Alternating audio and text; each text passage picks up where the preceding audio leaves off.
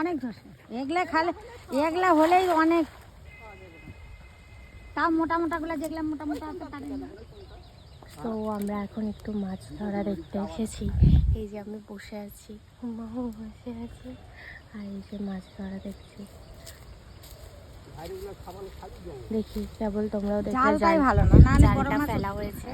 এবার দেখি জালটা কিরকম মাছ উঠছে। ভাসানো জাল ভাসে থাকা এই উঠছে উঠছে উঠছে এই বড় মাছ একটা উঠছে ভালো বড় হচ্ছে বৌদি। এই যে তোলা হচ্ছে, পালাইছে এই যে এই যে এই যে এই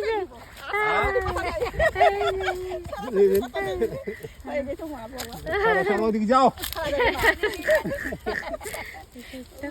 কাতলাটাই নেবে অনেক বড় মাছটা। আগে আগে আগে মাছ আছে তো বসে ফেলতাম আমি, এই যে রুইগুলো এটা কি মাছ গো? কাতলা স্যান্ডলার হবে না, অনেকদিন থেকে মাছ খাওয়া হয়নি পুকুরে। এই মাছটাই ছাড়, মাছটা কাটলে কটা মাছ বানাবে? হ্যাঁ না সেটাই লাভ হয়ে গেছে, আমাদের আর দরকার নেই।